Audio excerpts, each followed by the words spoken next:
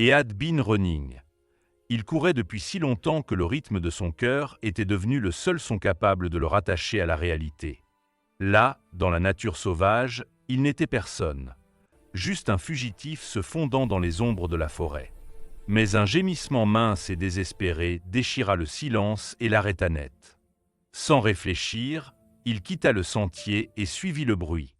Un berger allemand gisait un peu plus loin, la patte prise dans les mâchoires de fer d'un piège rouillé.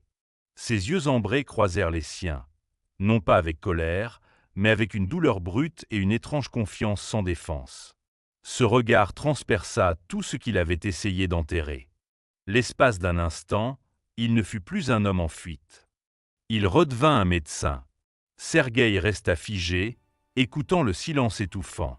Chaque instinct lui criait de fuir. Le moindre bruit pouvait le trahir. Mais la chienne gémit de nouveau, et cela le frappa comme un souvenir de la nuit où sa sœur avait appelé à l'aide.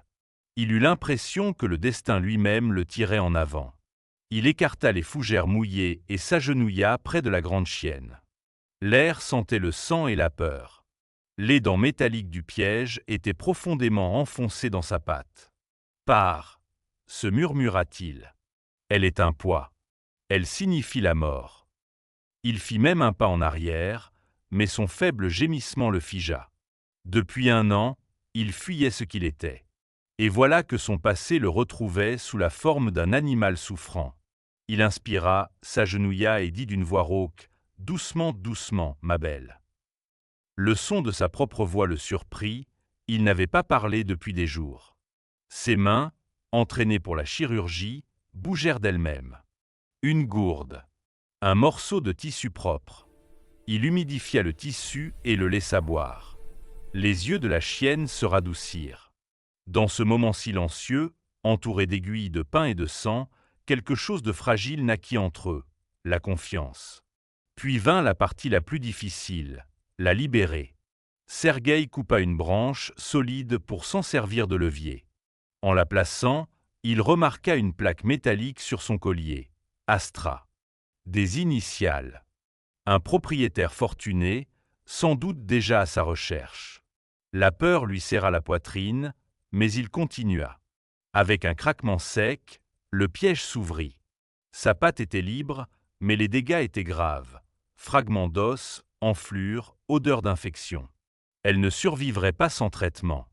Travaillant rapidement et précisément, il nettoya la blessure, improvisa une attelle avec des branches et la banda fermement. Astra endura tout avec de simples gémissements, et lorsqu'il eut fini, elle pressa sa truffe froide contre sa main. À cet instant, il entendit un rugissement distant, un moteur. Quelqu'un approchait. Au commissariat de district, le major Oleg Belov étudiait le dossier de Sergueï. L'homme était accusé de meurtre, pourtant rien ne collait. La victime était son beau-frère ivrogne qui battait sa sœur depuis des années. Légitime défense, pensa Belov. Alors pourquoi l'affaire n'avait-elle pas été requalifiée? Pression d'en haut, répondit-on discrètement. Belov soupira. Une autre vie brisée par l'influence. Pendant ce temps, Sergueï fabriquait un traîneau de fortune avec des branches et sa veste. Abandonné, Astra revenait à la condamner. L'emmener revenait à attirer le danger. Mais il fit son choix, il ne l'abandonnerait pas. Pas après l'avoir sauvée. Pas après qu'elle l'avait, elle aussi, sauvée. Pas après être redevenu humain grâce à elle. Pas à pas, il tira le traîneau à travers la forêt. Il ne transportait pas seulement un chien blessé, il portait sa conscience. Cette nuit-là, près du feu, il parla pour la première fois depuis des mois. Ma sœur s'appelait Anya. Il lui faisait du mal, et tout le monde fermait les yeux. Astra posa la tête sur son genou, l'écoutant. Son souffle chaud était la seule chose qui l'empêchait de geler dans la taïga glaciale. Il n'était plus seul, mais la crainte demeurait. Quelqu'un les traquait. Le lendemain matin, Astra se tendit soudain et grogna vers les arbres. Sergueï comprit qu'il n'était plus seul. Des chasseurs, envoyés par le propriétaire d'Astra, le magnate du bois Kharitonov, se rapprochaient. Pour Kharitonov, Astra était un symbole de richesse. La perdre était un affront personnel.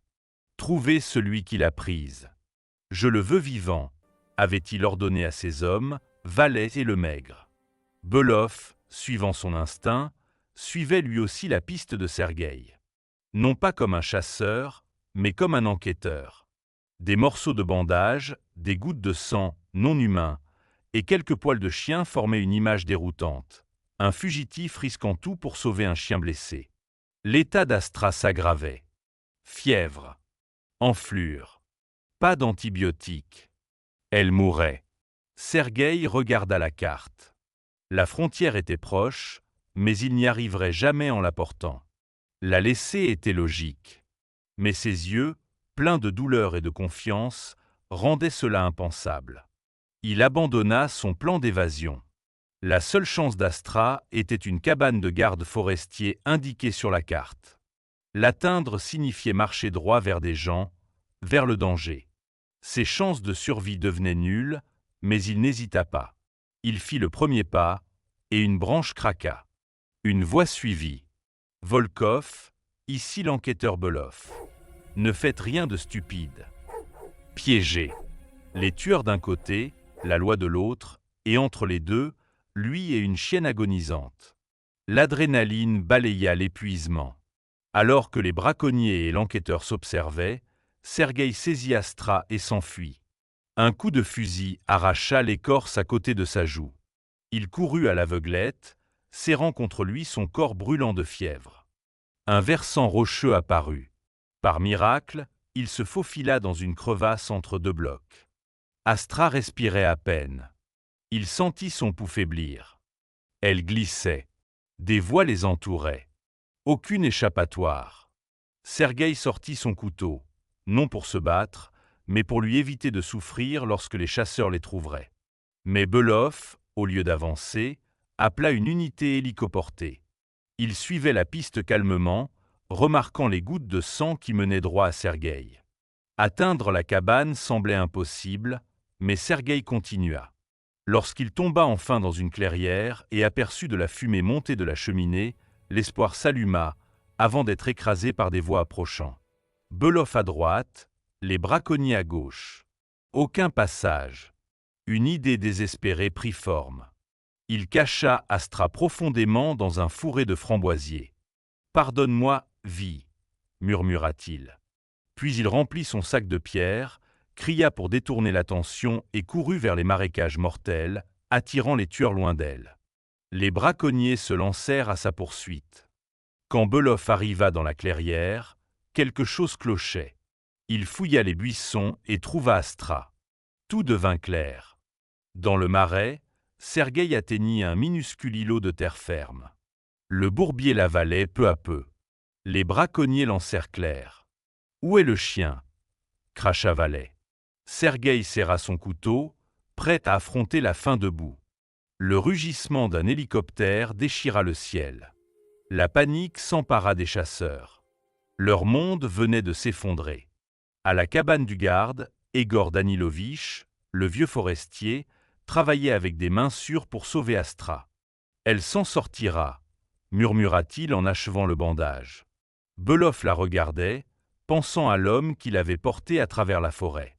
Sergueï fut arrêté sans résistance. Épuisé, vidé, mais étrangement calme. Quand on lui demanda ce qu'il en était du chien, il se tut. Puis Karitonov arriva, arrogant, furieux, réclamant sa propriété.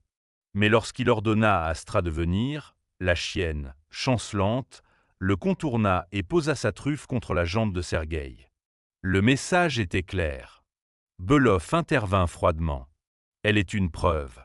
Et vous faites désormais partie du dossier. » Pour une fois, l'argent se heurta à un mur qu'il ne pouvait briser. Belov ordonna d'enlever les menottes. « L'affaire sera réexaminée, » dit-il calmement. Pour la première fois depuis 1 an, Sergueï sentit une lueur de liberté. Le verdict fut finalement révisé grâce à l'insistance de Belov. Sergueï reçut une peine avec sursis. Il était libre. Mais il ne retourna ni en ville, ni à la carrière prestigieuse qui l'Y attendait. Il revint dans la taïga, vers Egor Danilovitch et vers Astra.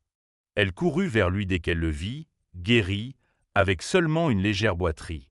Il tomba à genoux dans la neige, et elle gémit de joie, tournant autour de lui.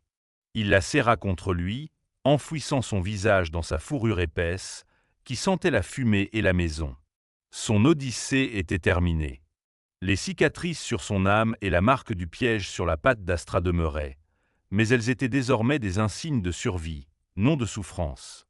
Il avait trouvé un foyer au bout du monde, un endroit où il n'était plus un fugitif, mais un homme et un guérisseur à nouveau.